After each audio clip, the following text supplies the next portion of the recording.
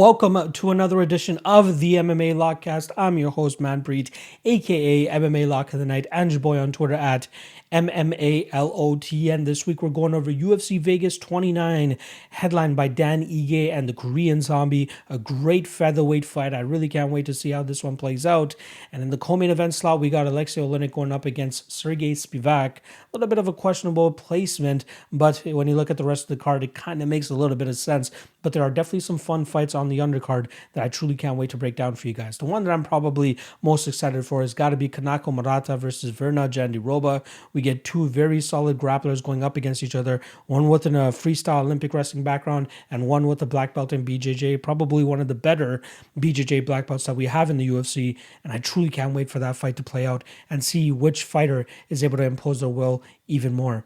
Again, a couple other great fights, Choi against Erosa, one that I'm very much looking forward to, and even Matt Semelsberger against Chaos Williams should be some fun for as long as that fight lasts. As we always do, let's start off with the betting breakdown of the last card. Last card was UFC 263, and it ended up snapping a 3-event winning streak for your boy, and as you know, we don't hide from L's around here, so we're going to go out there and talk about it and break it down for you guys real quick in terms of what went wrong. So first and foremost was the dog of the night play. We had Jake Collier plus 175, 1.5 units going up against Carlos Felipe, and it was going pretty well, I'd say. It was 1-1 going into that third round, and then the body language of Jake Collier was really not in his favor. Carlos Felipe was the one kind of marching him down and stalking him for the majority of that round and really kind of making it tough for Collier to get his game going. Now, I do think that Collier actually outvolumed him in that round, but the more impactful shots, the body language truly was on the Carlos Felipe side, which ultimately is why I think that he ended up getting his hand raised that night. But very close fight, split decision loss for Jake Collier. I'm happy with the value that I was able to accrue at a plus 175 for Jake Collier. But at the end of the day, we don't cash the ticket. And that's what matters to me the most, is cashing that ticket. And unfortunately, it didn't happen that night. So minus 1.5 units on on Jake Collier. Lock of the night play. Shit's the bed. Jamal Hill, put a little bit too much confidence in that guy. I truly thought that he wouldn't play on the ground as much as he did. Shout out to Paul Craig for snatching up that arm the way that he did. That was a weird grip. Not often you see that type of grip and having that much success with that type of grip. But Paul Craig was really able to jack up that arm of Jamal Hill. Obviously ended up dislocating it. And gets the tap, gets the technical submission victory. It actually ended up, I think, being a TKO, which is weird as hell. But good win for Paul Craig that night. That smashes our lock of the night play. So minus 5 units there. That was actually parlayed with Leon Edwards, who had some shaky moments at the last seconds of his fight with Nate Diaz, but went out there and did exactly what he was supposed to do. In hindsight, probably the under 1.5 in the Jamal Hill fight was the way to go, especially with the type of grudge match that they had. But again, hindsight 2020.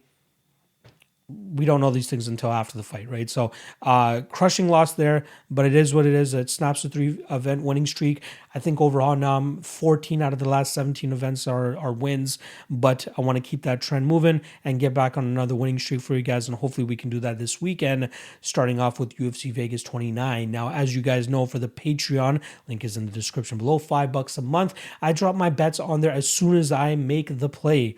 And then when I'm giving it out for free, which is when I'm on less than a 3-event winning streak, I post my picks for free to the public, but they have to wait till Friday. So there might be some line movement. There might be some changes in the fight, but more often than not, the public has to wait until Friday to see my picks. So today's Thursday. I will be dropping them tomorrow, Friday evening. So you'll have to wait till then to see what my lock of the night play and my dog of the night play is for this weekend. But hopefully it's a W this weekend on both fronts so that we can get another streak going for you guys. So there's the Patreon, a ton of great content on there, a great, lively, positive Discord community as well. So shout out to everybody that's on the Patreon over there. The best bets and props article, I go through every single fight to give you my best bet and best prop for each single one. I'm a very low volume bettor in terms of giving you guys the lock of the night play and dog of the night play in terms of my official bets.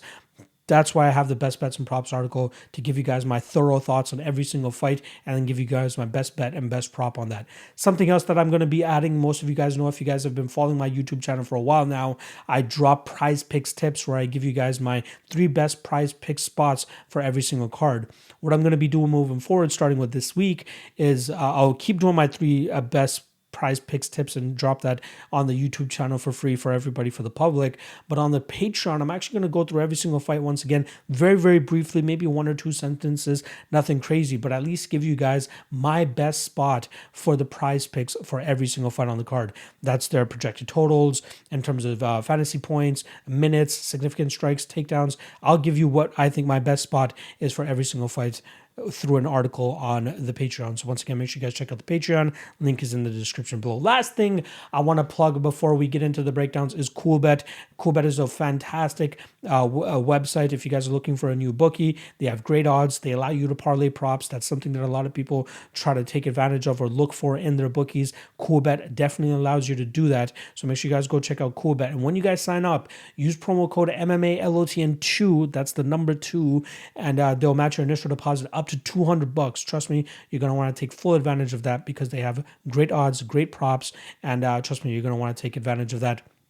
Last thing I'll say, they have a 6 times rollover on your initial deposit. Most places are, I think, 10 times rollover. So it is below industry standard, but still definitely worth doing it because you're going to have your money in there for a while anyway. So once again, coolbet.com, use promo code MMALOTN2. Trust me, you're going to love it. They have great analysis tools. So much awesome stuff to love about Coolbet. They're definitely ahead of the trend when it comes to these betting websites. All right, that's pretty much it on my end. Let's not waste any more time. Let's get into the breakdowns for UFC Vegas 29, and hopefully we're able to turn this analysis into some cash for you guys. So enjoy the breakdowns.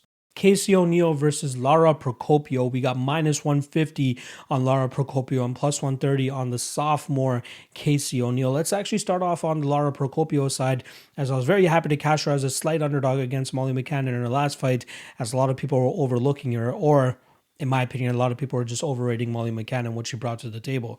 Procopio did make a decent account of herself in her first UFC fight against Carol Hosa, and even though she got out-volumed in that fight, she showed a lot of good things in terms of solid striking technique, her ability to kind of continue to push the pressure no matter what's coming at her in the striking realm. But I think what turned her off from a lot of people was her inability to get Carol Hosa down. But a lot of people are overlooking the fact that Procopio only really started to go for those takedowns after she was already getting touched up and really damaged by Carol Hosa. So can't really look too much into that. She was able to land several takedowns against Molly McCann, but she did seem to power and strength and muscle her takedowns more so than actually lean on technique, which leads me to believe that she might have some troubles here in terms of taking down the bigger and stronger Casey O'Neill. Lara Procopio, black belt in jiu-jitsu, and I think she'll actually have the technical striking advantage here over Casey O'Neill, but from this levels of women's MMA, it might even just be the strength and the aggressiveness of Casey O'Neill that should allow her to notch a victory in this fight. I think that Procopio, if she does get on top of Casey O'Neill, she can make it very sticky for Casey. And I do think that Procopio will have good enough top control to make it tough for Casey to get back to her feet. But the purple belt of Casey O'Neill is definitely something that I think is improving on a fight-to-fight basis. The amount of time that she's spending over there at Extreme Couture will definitely be helping round out her game, especially considering that she was originally from Australia, I believe, with Scottish background. But she fought over there, and there wasn't that high level of competition for her truly to go through in that regional scene. I do believe she had one fight over there at UAE Warriors, but it still pales into comparison in terms of what Procopio had to go through in terms of the regional scene and what she had to deal with en route to the UFC compared to what O'Neill had to deal with en route to the UFC. Now, the level of competition is obviously on Procopio's side, but it's very hard to use that as an argument, especially when an opponent is at the mercy of their promoter or wherever the fuck they're at. And if they were able to take tougher fights, they probably would have taken tougher fights, as the case is for Casey O'Neill here. And now she's really trying to carve out a spot for herself in the UFC's flyweight division and start to add names to her belt, right? Dobson, say what you want about her as a fighter, but that's a decent name to get under your record in terms of, somebody that's had experience inside the UFC, that's been in the UFC for a while, that was on the Ultimate Fighter. So skill for skill, Casey O'Neill absolutely beats her, which is exactly what she did in that fight, but she slowly started to add the names to her resume. Procopio could be next year. And I think that's what's actually going to end up happening. I think that Casey does end up landing some takedowns here. I think she'll have good enough top control. Should be able to land good shots from on top, some good ground and pound on the feet. Again, I think Procopio is the more technical striker, but I think the aggressiveness and the ferocity in which that Casey O'Neill approaches her fights, that might be enough to kind of break the technical advantage that Procopio has in those situations. And again, once this fight hits the ground, I don't believe that Procopio is this, she is a black belt, don't get me wrong, but I don't think it's to the point where she's super threatening off of her back. That is yet to be seen, though, especially going up here against a girl in Casey O'Neill, who will probably have a lot to, for her to handle, especially if O'Neill is able to land that top position and that top control. But I do still find myself on the underdog here in Casey O'Neill. Again, I think her aggressiveness and her strength will ultimately be the benefactor in terms of her winning this fight. But it's a very close fight, and if it's a close fight, if it's a toss-up, a coin flip, which I believe it is, I ultimately am going to lean with the underdog here at plus 130 for Casey O'Neill. Shout out to anybody that was able to get this fight at the pick'em odds that it was, especially if you're on the Procopio side. But I do think that O'Neill actually wins here. I think that she'll get the better positions, she'll land the better shots on the feet, and I do think that Procopio is durable enough to take it and just stay alive long enough in this fight to see the judges' scorecards, which is why I'll take Casey O'Neill to win this fight via decision. Joaquim Silva versus Ricky Glenn. Yes, I said Ricky Glenn. Apparently, that's how Mr. Glenn wants to be named now, or at least be addressed by. We got minus 130 for Joaquim Silva and plus 110 for Ricky Glenn. Now, both guys are coming off of pretty significant layoffs, right? With Joaquim Silva, you have roughly about a 2-year layoff, and then for Ricky Glenn, you got closer to a 3-year layoff. But Ricky Glenn was actually scheduled to fight Carlton Minus back in December, and then there was some complications in terms of COVID. Him and his coach tested positive for COVID. They went back to their hometown, I believe, of Des Moines, Iowa. And then his other coach, who was supposed to meet them later on in the week, also tested positive for COVID. So regardless, there's no way that Ricky Glenn was going to be able to perform that night.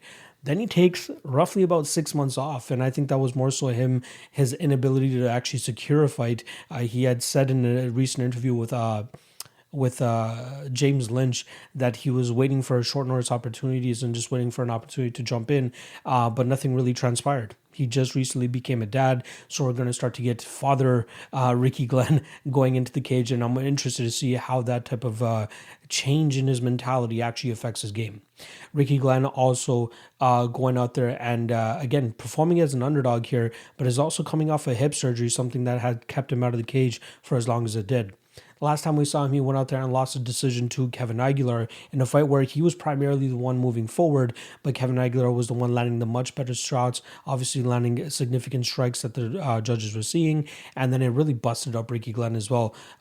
Glenn did attempt to take the fight to the ground at times, as he does seem to thrive in those situations where he's in the clinch and trying to drag fighters to the ground and just overwhelming them with that pace and pressure. But Kevin Aguilar did a really good job in terms of keeping the fight vertical and then landing the better shots, even when Ricky Glenn was pushing the pressure and the one with the front foot. Joaquim Silva, he could be a similar situation here with Kevin Aguilar, where you have a much more vicious striker in Silva, a guy that is fine with working off of his back foot, and more often than that, Ricky Glenn, it seems at times he's a little bit wild with his strikes and doesn't have the craziest power behind his shots. And that's where I think that Silva is going to start to separate himself from Glenn in this fight.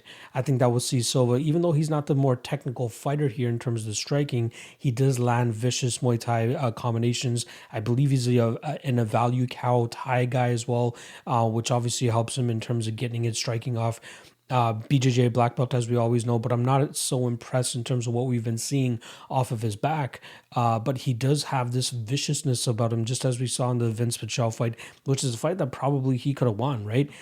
Even though it was a unanimous decision, there was a very good case that he probably deserved to win that first round. He lost the second round, let's be honest about that. But his strongest round was that third round. He was coming on strong in that third round. And it's funny that's the fact, because even in a previous fight, the Jared Gordon fight, coming on strong in that third round. And there's been this narrative out there about Joaquim Silva slowing down in third rounds. I just don't understand that. You know what I mean? He won the third round, in my opinion, against Vince Pichel, finished as Jared Gordon in that third round. I think he's starting to separate himself and really distance himself from those gassing narratives that are out there about him. So if this fight is mainly going to take place on the feet, which I think it will be, and it could be what Ricky Glenn kind of pushing the pace and moving forward, I think that Silva's just going to be lighting him up, even with him on his back foot. He has great body work as well, just as we saw in the Jared Gordon fight, not just in the finishing sequences, but throughout the fight, he's landing great body shots that really start to slow down his opponent. Ricky Glenn, he's going to be forced to come up a weight class now. He missed weight last time around against Kevin Aguilar, so we don't know how much that's going to impact him in terms of coming up a weight class and in terms of the strength discrepancy he might feel here. We know that Joaquim Silva is going to be the shorter guy here, but he looks hella strong, and he seems like his takedown defense will be able to hold up for him here, because if it does get dragged to the ground, now that's where I think that Glenn will be able to wear on him. But if Silva is able to keep the fight on the feet, I think that's where Rick Glenn is really going to struggle in terms of staying competitive in the striking realm. Now, he might be able to outpoint him and outthrow him and just outvolume him, but I don't think it's going to be to the point where that the judges are going to overlook the impactful shots that Joaquim Silva will be landing throughout this fight. I think that this is a great fight for Silva as long as it stays vertical. There's only I believe the statistic on Ricky Glenn takedown accuracy is only 13%, but he spams them a lot. So if Silva is able to keep the fight to the feet, I believe he has a 63%-ish takedown defense. Hopefully it comes through for him here against Ricky Glenn. He's going to start to light up Glenn with leg kicks, body shots, and then obviously the big power that he's able to let go on the feet. I like Silva here. I really do. I like him as a slight favorite here. -130 is a great line on him. I think that he has the bigger power. I think he has the more finishing upside. Both guys have been rocked and hurt in past fights. All of Ricky Glenn's fights have gone to a decision, but there have been a lot of sticky moments for himself as well as his opponents in the past. The most notable fight, obviously, is the Gavin Tucker fight, and that fight really, I think, inadvertently raised the stock too much for Ricky Glenn in a lot of people's eyes, and then he obviously faltered a couple times after that Gavin Tucker performance. But I don't think that this is going to be a Gavin Tucker situation. I think this is going to be Joaquim Silva going out there and landing the bigger, better strikes, maybe even landing a takedown or two of his own. I know he's not historically known to go out there and do that, but I think that could definitely help in terms of the judges' scorecards and just kind of keeping Ricky Glenn on the tip of his toes, especially when Ricky Glenn is the one pushing forward and kind of backing Joaquim Silva up. But we've seen time and time again Ricky Glenn go out there, even being the guy pushing forward, he's the one getting touched up and lit up, and the judges are ultimately giving it to him. We saw it in the Evan Dunham fight. We saw it in the Miles Jury fight. We saw it in the Kevin Aguilar fight. And I think it's going to be hard to shake for Ricky Glenn in terms of completely changing it up. He's a guy that's been around the game for a while now. If you guys remember, he used to train out of Team Alpha Male. No longer there. He's gone back to his hometown of Des Moines, Iowa, and just training with his hometown crew over there. And who knows what kind of impact that's going to have on him, especially going into this fight against a very high-level Joaquim Silva, who only has 2 losses, if I'm not mistaken. 1 to Vince Pichel, a fight he clearly could have won as well. And then the last fight out there where he went out there and got knocked out by Nasrat Haqparast in a fight that he was very competitive in that first round. But Haqparast has some serious power. I find it hard to believe that Ricky Glenn will be able to replicate that type of power and knock out Silva himself. So I think it's actually going to be Silva. I think it's Silva by knockout as well. I'm gonna go Joaquim Silva probably I'll go second round knockout. I think his power and pressure really starts to get to Ricky Glenn, body shots, and then start to mix it up to the head. And I think it's really going to mess up Ricky Glenn. This is not a great fight for Glenn to be coming back to after hip surgery and all the other shit that he's been through over the last 3 years. And then even Silva, even though he's been out of the cage for a while now, he goes out there and still has solid performances. So unless he's completely fallen off a cliff, I think that this is a great fight for Silva. So I'm going to go with Silva, and I'll go with him to win this fight by second round KO. Josh Parisian versus Roque Martinez. We got -135 on Josh Parisian and +115 on Roque Martinez. Let's start off on the Roque Martinez side of things, who's winless inside the UFC, 0-2 in his last 2 fights, but tough matchups, stylistically speaking, going up against Alexander Romanov in his first fight, where he lost by arm triangle choke at the ending of the second round, and then obviously going out there and getting outpointed by Dontel Mays in a fight that seemed like the momentum was starting to swing his way. Unfortunately, he ran out of time time, and Dontel Mays was able to outpoint him over the 15-minute period. Now, in this fight against Josh Parisian, it seems like a stylistically good matchup for him, right? Josh Parisian is not as mobile as Dontel Mays. He's not as suffocating as Alexander Romanov with the grappling. And more often than not, Josh Parisian's path to victory is going out there and starching his opponents within a round or two. If he's not able to do that, more often than not, he starts to gas out and he allows his opponent to kind of pick up the activity and just outpoint him over, rounds 2 and 3, like we saw in his last fight against Parker Porter. Roque Martinez, going back to him, though, he's fought pretty much all over the place, right? Biggest names that he's fought, Jay Kuhn, Crow Cup, both of those fights, which he ended up losing. He did actually beat Da Un Jung when Da Un Jung was back 1-1, so super early in his career. But Roque Martinez has fought several different types of styles of opponents, and I feel like Josh Parisian is a style that he's seen in the past. I'm not understanding as to why Josh Parisian was such a big favorite in his fight against Parker Porter. Say what you want about Parker Porter, but it goes to show that you can't really bank on a heavyweight like Josh Parisian, who shows a ton of deficiencies in his game, and trust him at that minus 200, minus 250 line that he was at for that Parker Porter fight. Now, this fight against Roque Martinez gives you a lot of pause in terms of backing Josh Parisian here, right? You got Roque Martinez, who's quite durable. Like, he's lost... he had that cut against Miracle Crow Cup, which probably should have gone on, right? I think that there was some funny business going on there, which is why Crow Cup was able to get the win that night. But you don't see him often getting finished by punches. The Romanov one, submission, the Dontel Mays fight, decision. You see him, you see his durability shine through, and that's why he's able to get away with fighting at like the weight that he's at, considering the frame that he's at. He has a lot of weight that he could definitely lose if he went out and tried to do it, but his durability and his punching power allows him to be successful at heavyweight against decent competition or moderate competition. And I lump Josh Parisian into that moderate competition. I think that Parisian is a KO or a bust fighter, and he does have cardio issues, as we saw in his last fight against Parker Porter. And I truly think that it's something that Roque Martinez could take absolute advantage of. Now, the only thing that scares me is if Josh Parisian drags this fight to the ground and, Martinez is unable to find his way back to his feet, especially if Parisian is dropping down Donkey Kong bombs or something like that, and he could probably get him out there with a quick TKO that way. Obviously, Parisian is going to be the much bigger fighter in this situation, so that is a bit of cause that gives you a cause for concern if you are backing Roque Martinez.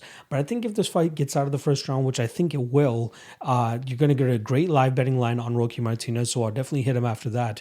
And then I do think that we'll see the durability and the cardio and the pace of Roque Martinez start to shine through. Like I said, this isn't Dontel Mays who's going to be able to stick and move and be athletic and get out of the way of your big shots. This isn't going to be Alexander Romanov, where you're dealing with the onslaught of just relentless grappling and being the smaller guy and just not having a huge amount of success in terms of stopping the grappling heavy takedown, grapple heavy approach that's going to be coming from his opponent like Romanov. Parisian is like a bruiser. He's a guy that goes out there and tries to knock you out. The TKO victory over Chad Johnson was beautiful with that ground and pound, but I feel like Roque Martinez, if he's in the similar situation, he'll find a way to survive those and then get back to his feet, and then you're going to see Parisian really start to suck wind. So there's a lot of question marks in terms of what kind of Parisian we're going to be getting, especially after his loss last time around to Parker Porter, the weight that he lost. And again, it's funny because Porter and Roque Martinez almost have similar physiques and similar height and similar reach and all that type of stuff. But I think that Roque Martinez shows a little bit better durability, and I think that if he can push and break Josh Parisian, again, stay on the front foot, keep Parisian moving backwards, keep Parisian's back against the cage, I think the clinch position is somewhere that Roque Martinez could have a lot of success. I like Roque here. I actually like Roque by decision as well. Another spot that I'm actually eyeing very closely, I know it's a little bit chalky, especially for heavyweights, but the over 1.5 is currently sitting around minus 185, and that's a spot that I very much like in this spot.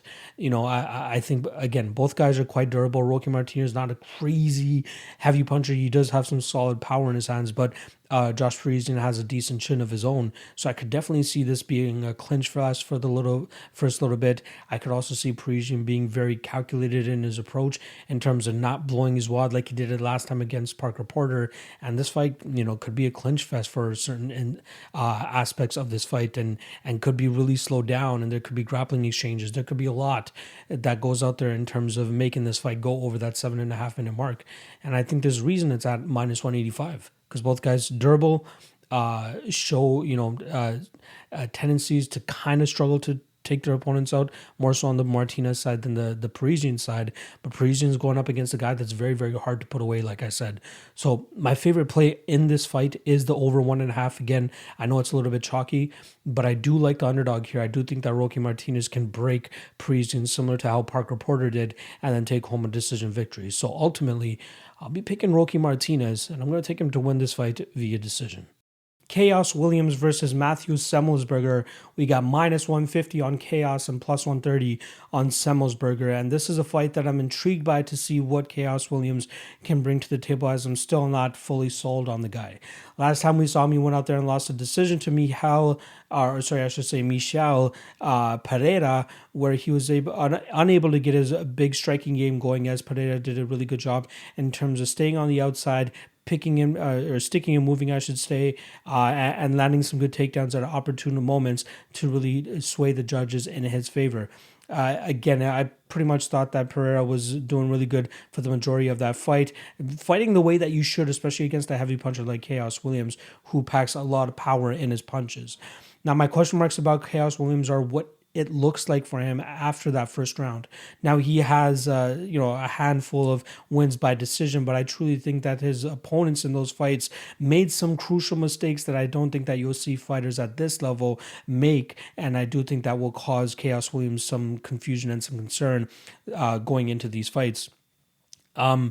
He has a second round finish earlier on in his career. I think it was his second ever fight where he fought a 2-5 fighter. So I'm kind of writing that off. But if Semelsberger is able to get out of that first round, I feel like he would have made Chaos Williams work enough that power will start to subside and it has no sustainability after that first round. Maybe in the first minute or so of that second round. But once Semelsberger gets his game going, which I think is going to be similar to Pereira in terms of sticking and moving, staying on the outside, mixing in takedowns when he can take advantage of those opportunities that present themselves, and I think he can win a clean sweep in terms of just being very disciplined and solid with his approach here against a heavy puncher in Chaos Williams.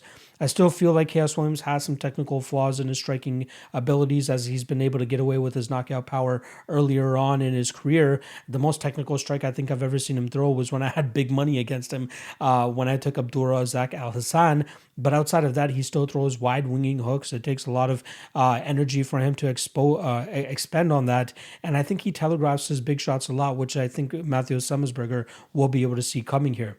I think Semelsberger has a great kicking game, as obviously I think that will allow him to maintain his distance here and kind of keep Chaos Williams on the outside. And he does have some crash forward good combinations that he's able to light some guys up with, 3, 4, 5 punch combinations that kind of send his opponents into a confusion state, and then he gets out of the way. But he's going to have to be worried about the counters that's coming back his way from Chaos Williams here. As I said, one punch knockout power, that cannot be something that's overlooked.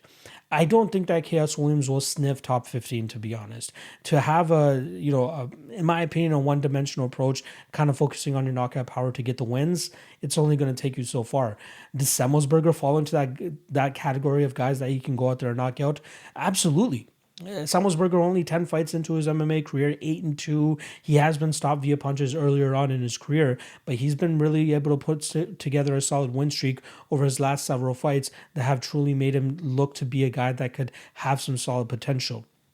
I think that originally, actually, he did come from a wrestling background, but has been striking more often than not in his fights. But I do expect to see a very disciplined approach from him here, and I'd be surprised if we don't see at least 2 or 3 takedown attempts from him to try to get Chaos Williams down, and to even get Chaos Williams thinking about, what's going to be coming at my way. Is it going to be a combination? Is it going to be a kick? Is it going to be takedowns? Level changes are going to be very crucial, and feints as well are going to be very crucial for Semelsberger to get his game going. He's going to have to keep Chaos Williams on his back foot and keep him thinking about what's coming at his way, rather than just sitting and waiting on the outside for Chaos Williams to explode and then eventually land one of those big shots. Now, if you just look at the Carlton minus fight for Semelsberger, it looks kind of bad in terms of the amount of times that Carlton minus was able to land on him. But the difference between Carlton minus and Chaos Williams, beside their power, is that Carlton doesn't really put much behind his shots. His shots really go from his chin right down the middle to his opponent. So it's a little bit harder to telegraph than what Chaos Williams does at times, especially with his big heavy strikes and his power shots. Unless it's one of those knockout blows that he landed on Al Hassan, more often than not, you see Chaos Williams really winging his shots. And I feel like Semelsberger should be able to see those coming, or at least duck down and try to initiate a clinch position and take the brunt of those shots off, or at least the power of those shots off those punches. Ultimately, I am going to lean with Semelsberger here. I think as long as he stays conscious, this is a fight for him to go out there and outpoint Chaos Williams. And I'm going to be taking Matthew Semelsberger to win this fight via decision, which I think even on the prop side is not too bad. Let me just pull it up for you guys real quick so I can give you guys a legitimate line here. So the over is set at 1.5. Over 1.5 is minus 150. I think there's some decent value there. And then Semelsberger to win by decision is at plus 320. I think there's some solid value there too. So ultimately, I'm going to be going with Semelsberger, and I'll take him to win this fight via decision. Vera Jandiroba versus Kanako Murata. We got minus 130 on Jandiroba and plus 110 on Kanako Murata. The line that I'm most intrigued by here, though, is the over 2.5, which currently sits around minus 200 at most places. Now, it's not often that you see women's MMA overs being anything better than minus 300. And I think the reason that the line is around that minus 200 in this spot is if you look at these women's records, more often than not, they're going out there and getting finishes. But when they're fighting other competitive fighters, that's when you see it start to go to a decision, right? Jandiroba going out there tapping out Felice Herrig and having success the way that she does. The skill discrepancy is just so wide in those fights, just with Murata as well. When she's going out there and getting finishes, it's because the skill discrepancy is so wide. But when they start to fight fighters roughly around their level, especially in the grappling realms, you see them kind of cancel each other out and kind of have long, drawn-out fights, just as we saw with Jandiroba and Carla Esparza, Jandiroba and Mackenzie Dern, even Murata. Like, I know Randa Marcos is a giant step down from what she's going to be seeing against Jandiroba, but still somebody competent enough to stay out of submissions and make it a fight that's going to mainly take place, grappling and striking situations. But again, I think that this is a very close fight in terms of skill set, which is why the line is as close as it is. You got BJJ practitioner Vera Jandiroba, much more experienced than Murata as well, going up against freestyle Olympic wrestler Kanako Murata, who's having a lot of success of her own. The only ever loss that she's taken in her career was, I believe it was her 4th or 5th ever fight ever, which was over, I want to confirm the date, but I feel like it was about 5 years ago, where she fought UFC veteran Rin Nakai. Yeah, that was close to 5 years ago, where she got submitted by Rin Nakai in the third round by rear naked choke. That was a fight where she still seemed quite green, right? She didn't really strike much. Rin Nakai was very much ready to go in terms of a game plan that was going to go out there and stifle the grapple heavy approach from Murata. She had a very low stance. She was landing some good strikes on top. And whenever Murata shot in for a takedown, it seemed like she was doing it out of desperation. And there was 2 times where Rin Nakai was able to secure the back and then eventually find that submission in that third round. But I feel like Murata has definitely gotten much better since then. Again, it's close to 5 years since that fight, and since then she's been able to accumulate another 8 straight victories for herself, especially in her last fight against Randa Marcos, which was her UFC debut, where she came in as a pretty decent favorite. This is a fight that I feel like it could be anywhere now that I'm thinking about it, right? Like there's so many instances where we see 2 grapplers, solid grapplers, go out there and it turns into a striking contest. But this is a fight where I feel like they could both find success even if this fight stays on the feet, but I highly doubt both of them have crazy knockout power that's going to make this fight be in jeopardy of a club and sub situation or a knockout situation. I think if there is a finish that comes in this fight, it's probably going to be Jandiroba by submission, but I still feel that she's going to struggle with the strength that's going to be coming from the Murata side. There's often times that you see the wrestler versus jiu-jitsu player, and the stronger wrestler normally is able to stay out of the submission attempts of the opponent on the ground, and then obviously the jiu-jitsu acumen of the fighter on their back keeps them out of getting submitted or getting into compromising situations. The thing here from Murata is she's taken a huge step up in competition. Now, Jandiroba, very skilled fighter, 16-2 compared to the 12-1 Kanako Murata. Jandiroba, if I'm not mistaken, was also the Invicta champion before coming over to the UFC, and I still feel like she has a very high ceiling in this division in the UFC. But this is a fight that I see them completely canceling each other out. But ultimately, it's going to be Murata that I feel like, who is showing improvements on a fight-to-fight basis now. She is 27 years old. She's only getting better as her career goes on. Whereas Jandiroba seems like a little bit more of a fighter that is gonna be like what we've seen from her over our last 2 or 3 fights is what we're gonna see from her moving forward. I don't see her getting any better or anything like that. The striking kind of even.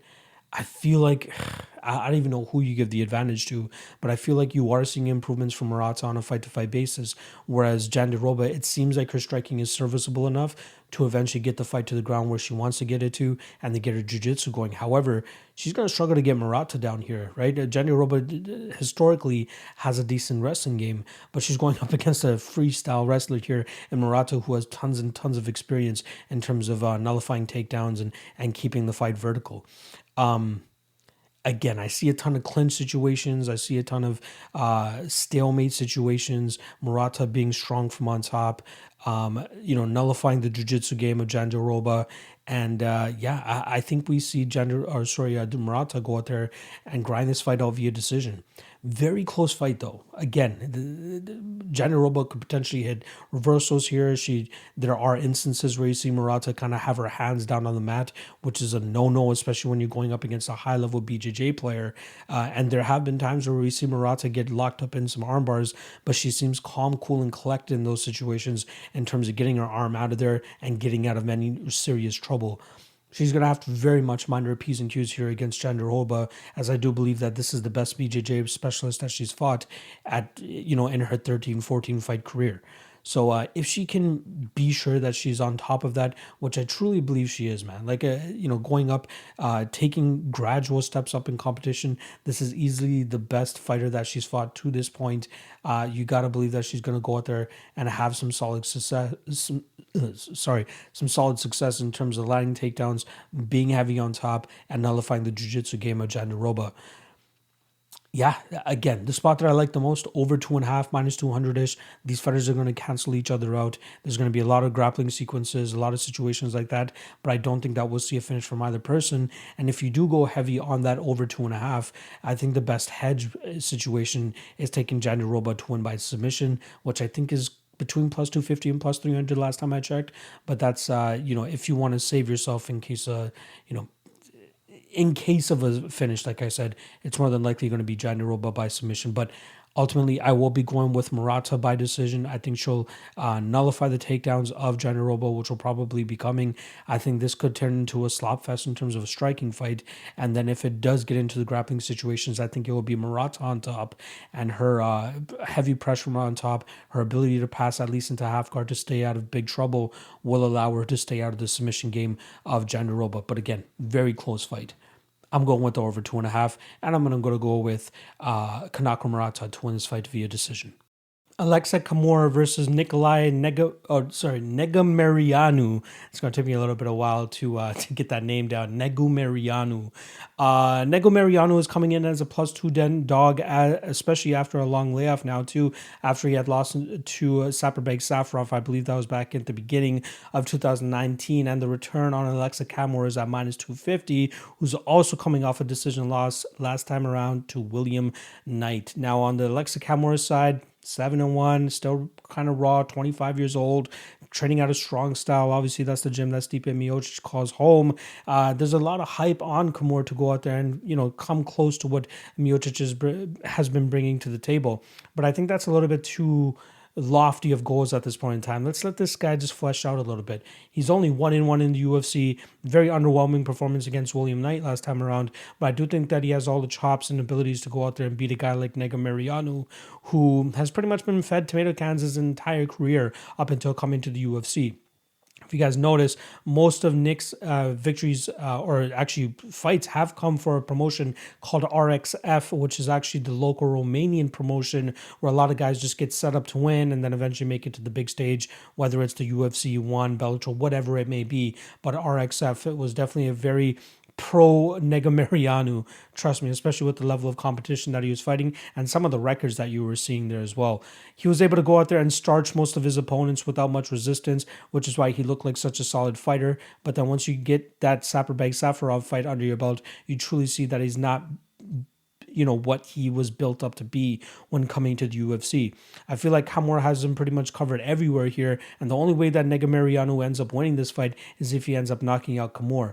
I don't think that's going to happen, though. I think that a lot of people are writing off Camur because of his last loss to William Knight, which obviously doesn't look that good now, considering what Da Un Jung was able to do to William Knight. But you just can't focus on a fighter's one of his last losses. So you got to look at that whole body of work. And if you're putting up the body of work from Camur against what Negumereanu has before coming into the UFC, I side with Camur very heavily, and I completely understand why he's the minus 250 favorite going into this fight.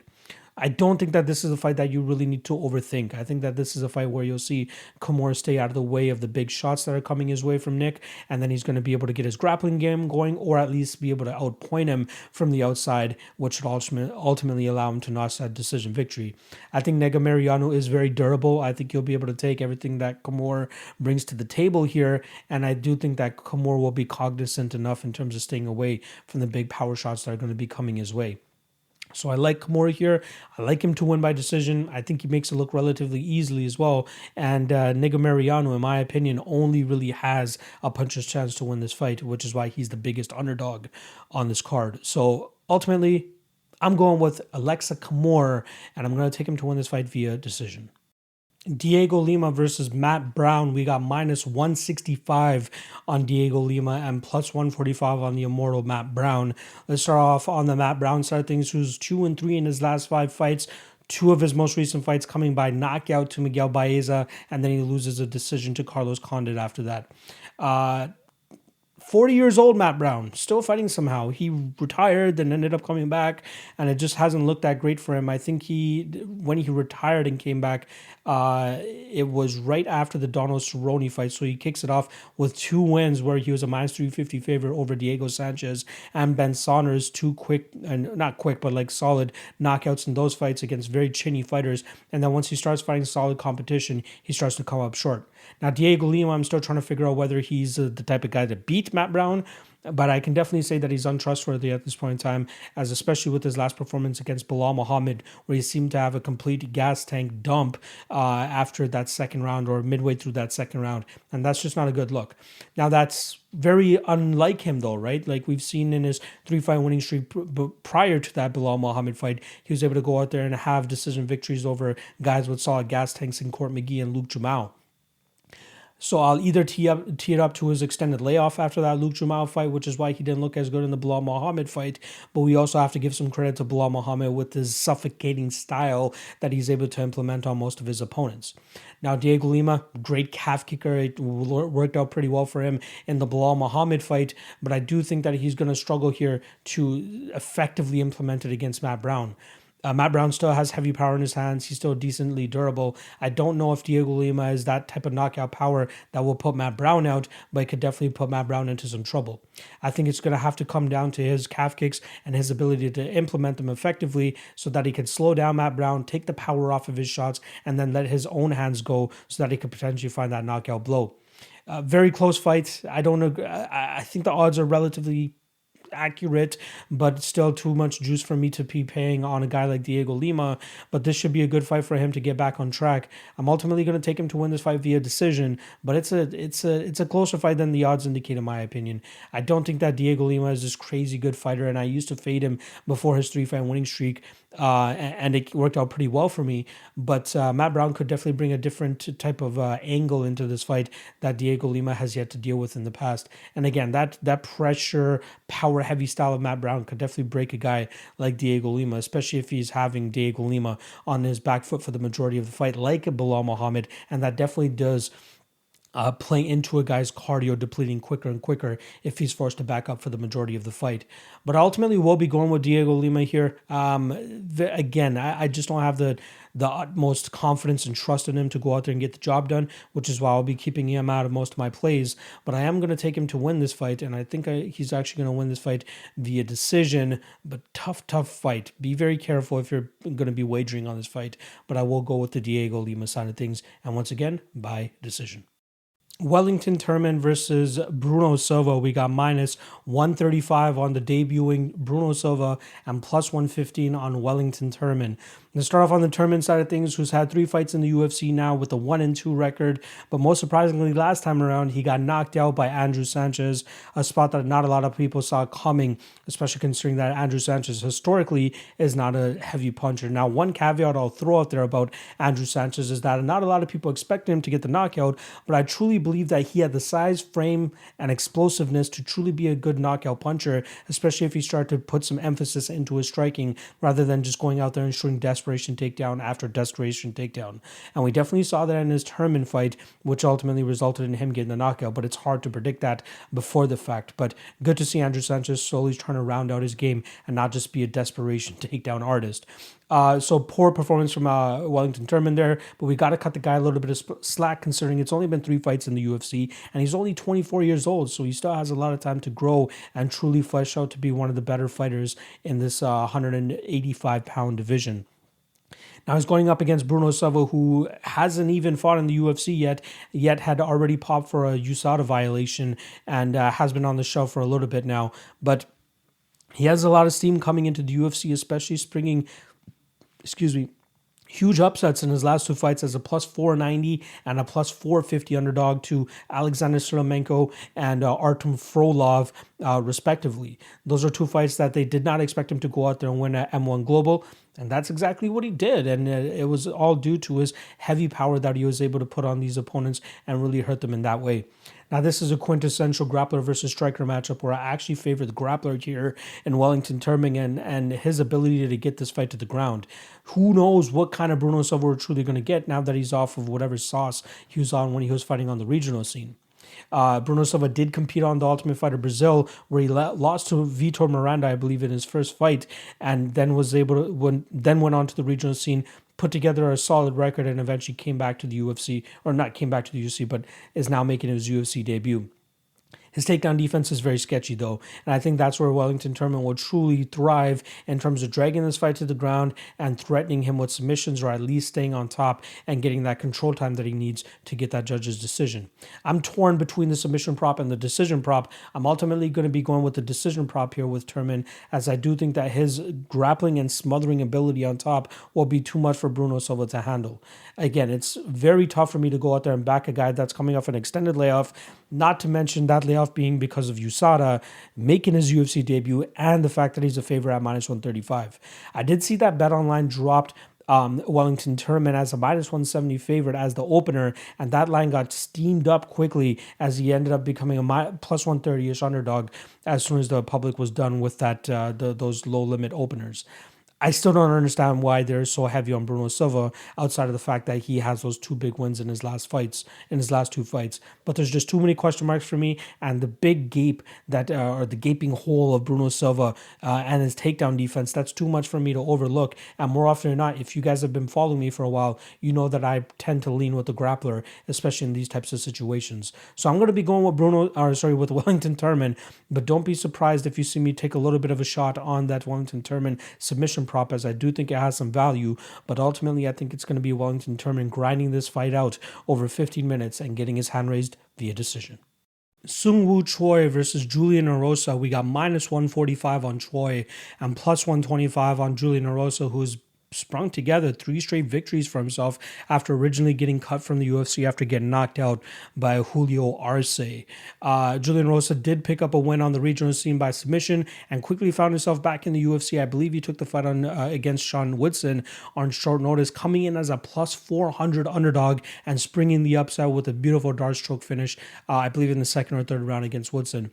Then he goes out there and quickly starts his Nate Landwehr in the first round, coming in as a plus 130 underdog, and now he finds himself himself as an underdog once again to the highly skilled Sung-Woo Choi, who's finding himself a little bit more comfortable in the UFC. What we normally get from Julian Erosa is a wily veteran with a good striking style, a little bit wild in those striking exchanges. It seems more often than not that he whips his shots rather than he actually tries to do it technically. You see him really put his whole body into it. His weird lanky frame and his hands down type of style really allowed to put more velocity behind his punches, but it's technically not the right way to do it because he does overextend on his strikes quite often.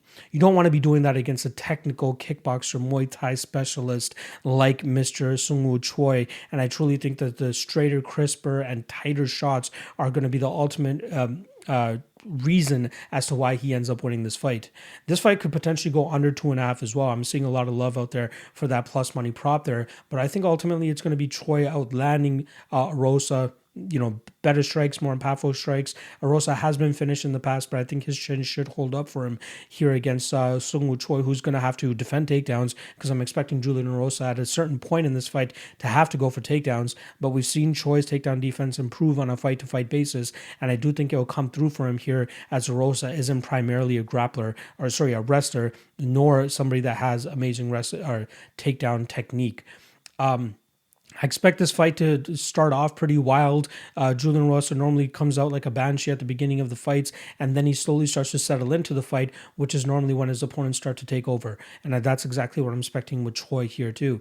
This might actually be a good live betting opportunity as Erosa could have some success in that first round, but as the longer that this fight goes, I expect Choi to get more success. And if you can get him at plus money going into that second round, I think you're doing pretty well for yourself in terms of getting a good line on Choi, who in my opinion is the better striker, and that's where I expect this fight to play out for the majority of the 15 minutes.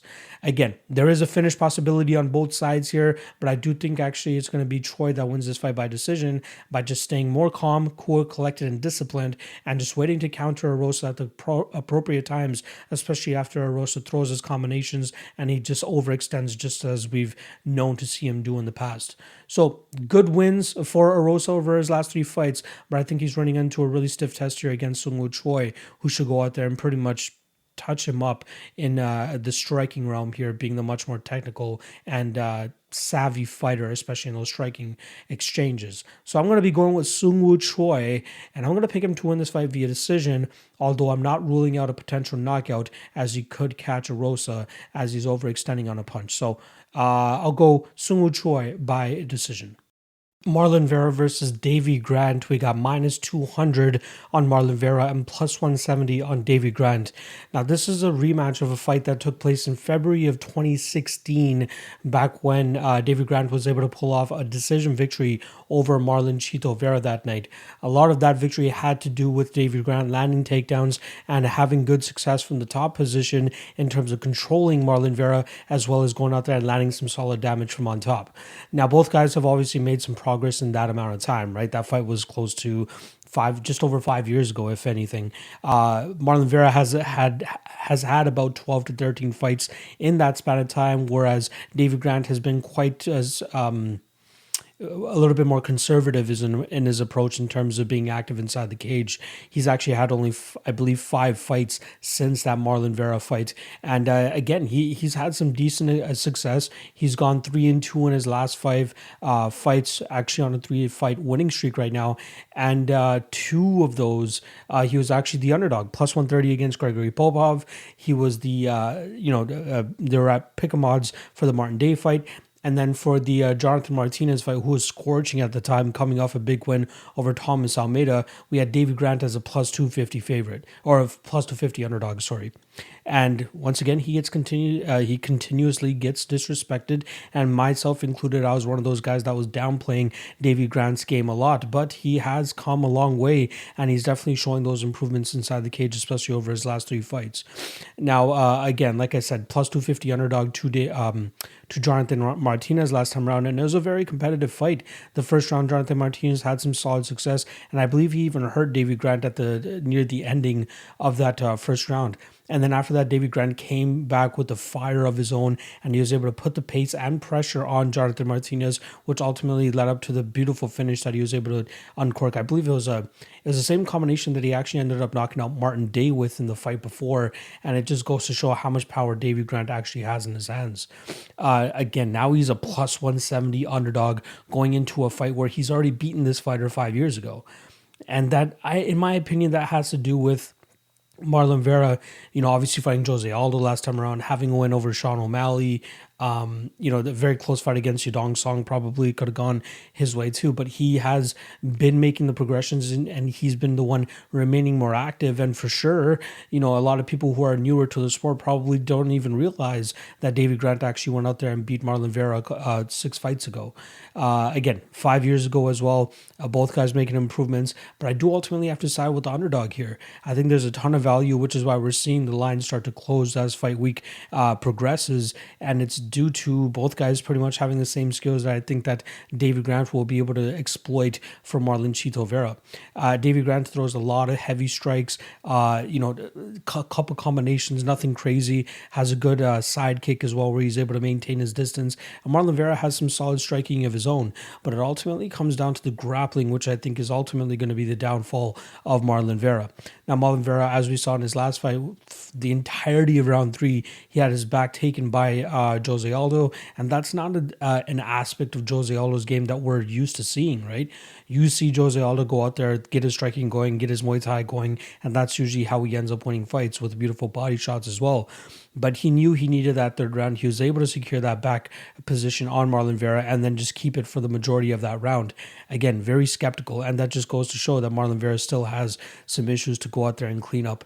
If I'm not mistaken, Marlon Vera has about 3 submission finishes since his last fight with David Grant, and that will probably be his best way to win this fight if he's actually able to do something off of his back, as David Grant's 3 losses, or at least his latest 3 losses, have all come via submission. Damian Stasiak and Manny Bermudez were the last 2 to submit him, and I actually would place Marlon Vera right in between those. I'd say Manny Bermudez has a much better guard game, and then Marlon Vera probably slides into number 2, and then Damian Stasiak in number 3. And if you guys remember, that Stasiak finish came in the third round after a pretty grueling fight for both guys.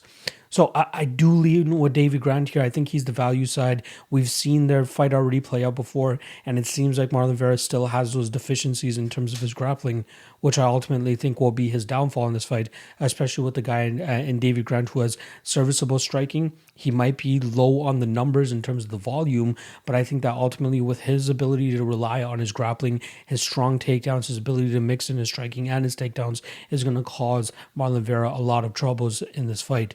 Again, Marlon could be making improvements. He's 28 years old. He's still finding his groove. David Grant, 35, but he's not your normal 35er considering how inactive he remains inside the cage, right? Like in terms of being active with actually going out there and having fights. Again, it was 6 fights ago that he fought Marlon Vera 5 years ago. So he doesn't stay active that much inside the cage, but whenever he goes in there and competes, he gives it all. And it seems to work out for him, especially over his last few fights. If I'm not mistaken, Bisping was talking about how David Grant owned a successful restaurant or something, and that's why he's not so keen on going out there and fighting as often as he does, because he's doing it for the love of it. He's not doing it to make the money anymore. It's more so to just go out there and compete and showcase his skills, especially after he opened up his own gym over there, I believe in England as well. So, ultimately, stylistically speaking, I'm going to be going with the David Grant side of things. Again, heavier striker. He might be down on the volume, but again, I think that he can rely on his clinch game and his takedowns to control Marlon Vera. And as long as Vera doesn't throw up any type of crazy submission off of his back, I think David Grant will be safe in terms of, bringing that crushing top pressure that has allowed him to, win that first fight against Marlon Vera and have some success in his fight with Gregory Popov. Even against Martin Day, I think he had a little bit of success in that fight too with his grappling, but I'm expecting him to have even more success here against Marlon Vera. So I like that plus 170 tag on David Grant. I think this fight should be closer to a pick'em. So if you're able to snatch David Grant at solid plus money, I would heavily recommend that. So I'm going to be going with David Grant here, and I think he grinds this fight out and wins this fight via decision. Alexei Oleinik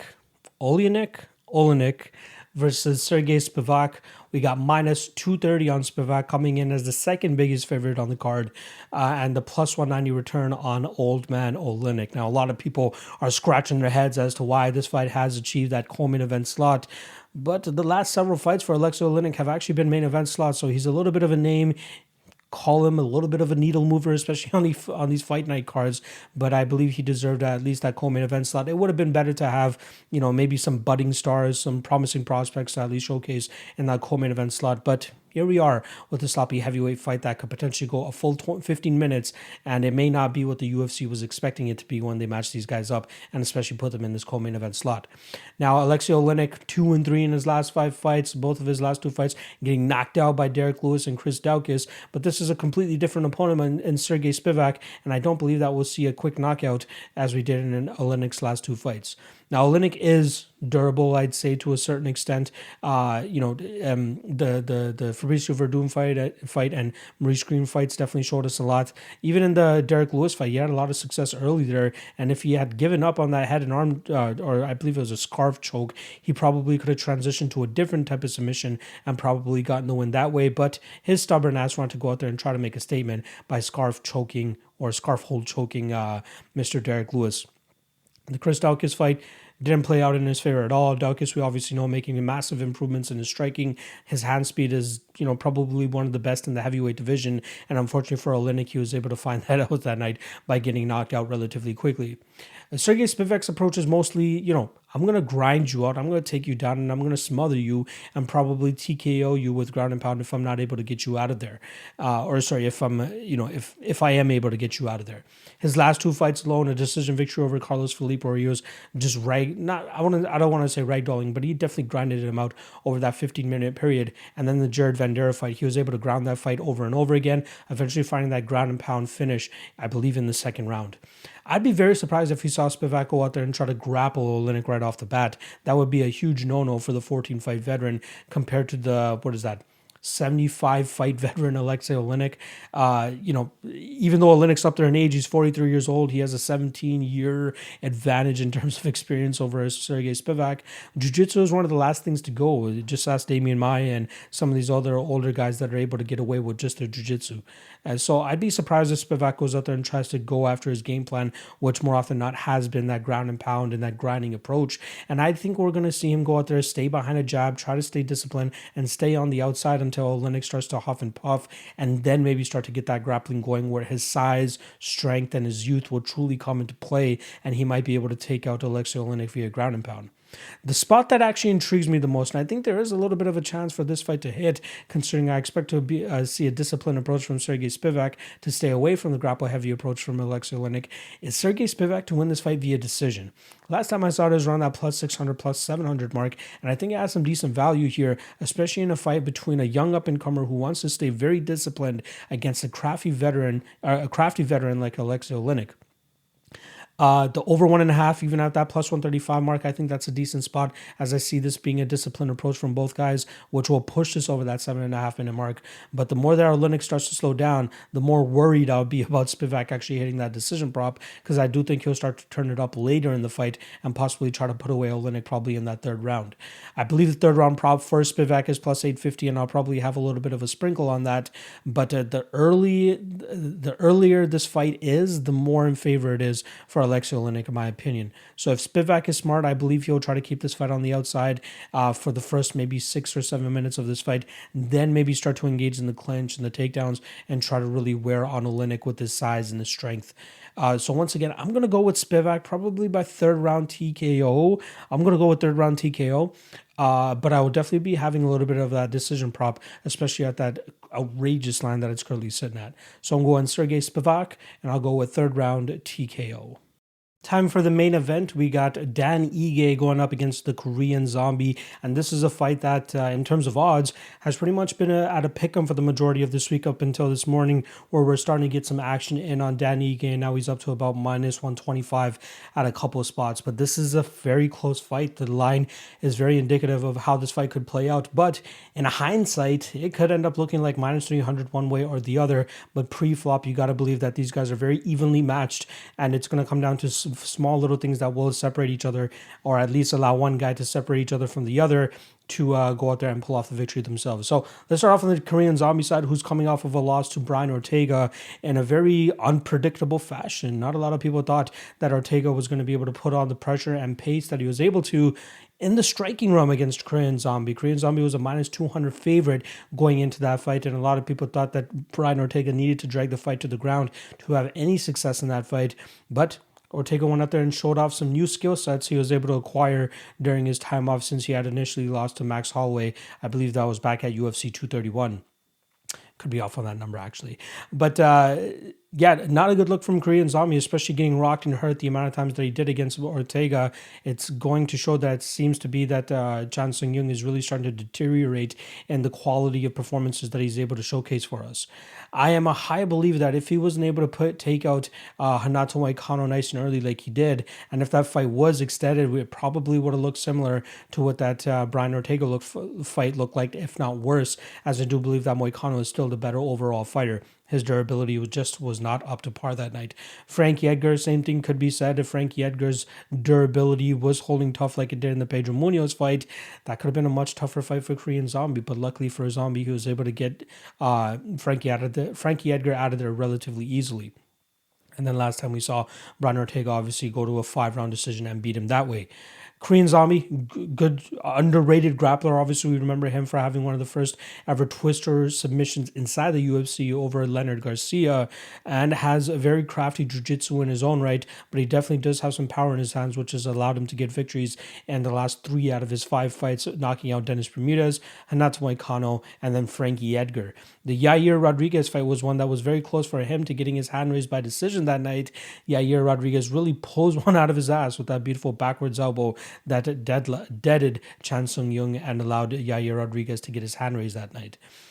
I've heard numerous reports. There's also that Korean report I'm missing is John Kwan, I believe his name is. I'm probably butchering it at this time, so I apologize, John.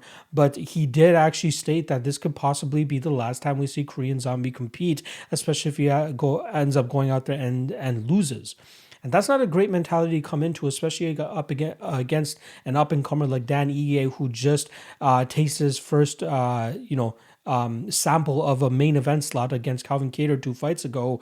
And Dan Ige always wants to go out there. There's a reason his nickname is 50K, because he wants to go out there and cash those performance bonuses. And he's definitely been showing it in his last several fights. Not to mention that one round he was able to steal off of Calvin Kattar, which in itself was a very impressive feat for him to accomplish. Last time, obviously, we saw him go out there and starch Gavin Tucker relatively quickly, and we didn't really get to see much as to how that fight would play out.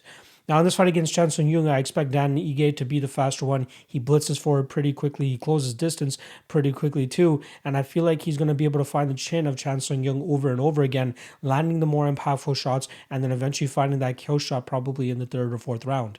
This fight could play out very, very closely, though. Chan Sung Jung could probably outbox him, outwork him on the feet if he truly does that. But I think that Ige's ability to close the distance and land the big shots that he does, and his aggressiveness will play into his favor, which should allow him to find that knockout blow over Korean Zombie. Now, I know the over-under is set at 4.5, and I'm still boggling my brain in terms of finding which side is the best side, and ultimately I'm going to be predicting Dan Ige to win this fight by knockout in the 3rd round, but I just have no real conviction behind that prediction. I do think that Dan Ige is the better fighter at this point in time. I think that if Chan Sung Jung is, talking about retirement and hanging it up, it's not a good place to be in, especially against a young, hungry guy like Dan Ige. Ige definitely wants to make up for that loss that he had to Calvin Kattar 2 fights ago, and this would be a great way to do it, especially in a main event slot, and then to do it with bonus points and style points by knocking out Korean Zombie would only help his career that much more. So I do like Dan Ige. I think he gets the knockout here, but it's a very close fight. Zombie could make it very difficult, especially if that inner zombie of Chan Sung Jung truly comes out and he's able to eat the big shots of Dan Ige. It might not look good in the judge's eyes when Ige is landing the bigger, more impactful shots, but Zombie might be able to walk through some of them and get his own game going. Ige is very durable, so I'd be very surprised if Chan Sung Jung actually knocks him out, but I do think that if there is a finish, it's probably going to come from the Dan Ige side. So ultimately, I am going to pick Dan Ige. I'm going to pick him to win this fight by decision, but it's a very damn close fight. So if a Korean Zombie ends up getting his hand raised this weekend, I wouldn't be that surprised.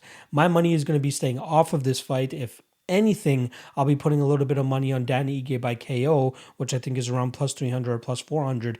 Outside of that, I'm staying the fuck away from this fight. But you guys want a prediction for my ass, and I'm going to be giving you guys Dan Ige to win this fight by third round TKO. And those are my breakdowns. I hope you guys enjoyed the episode. If you guys haven't already, make sure you guys hit that like, hit that subscribe. If you want to support your boy even more to help me continue doing this on a full-time basis, check out the Patreon. Link is in the description below. $5 a month. You guys get a ton of great perks. Not to mention that Discord community is value in itself. So shout out to everybody that's on the Discord and remaining active in there to make it a big giant family that you guys can rely to check on, and whether it's picks for the UFC, picks for PFL, picks for any other sport, my guys got you guys covered in there. So once again, that's in the Discord, which is connected to the Patreon, $5 a month. Make sure you guys check that out. And lastly, Coolbet, coolbet.com, promo code MMALOTN2. That's the number 2. They'll match your initial deposit up to $200. Trust me, you're going to want to check it out. And yeah, that's pretty much it. We still have Propping You Up coming up this week. We still have the Ultimate Weigh-In Show, 9 p.m. Eastern on Friday night coming up. And then my Fight Day live chat, 1 p.m. Eastern. That's coming up. So I got a ton of content still coming for you guys throughout the week. Hope you guys enjoyed the show. Hope you guys enjoyed the podcast. Hit that like, hit that subscribe. Last thing I'll say, if you are listening to this on iTunes or Apple Podcasts, wherever the fuck it's called now, drop me a review. Drop me a written review. Give me 5 stars, whatever the fuck. Give me 3 stars. Give me 4 stars. Whatever you think I deserve. It definitely helps me out in terms of my reach and proving my validity to people when I do go out there and show them these ratings on Spotify, YouTube, whatever the fuck, but especially on Apple Podcasts. So if you guys are listening, the audio version on Apple Podcasts, please do leave a review. And maybe in the future, one of the future episodes, I'll start reading some of these reviews on the show so that you guys can pat yourselves on the back a little bit. All right, that's it on my end. Good luck on your bets this weekend, and I'll see you guys throughout the week for some more UFC Vegas 29 content.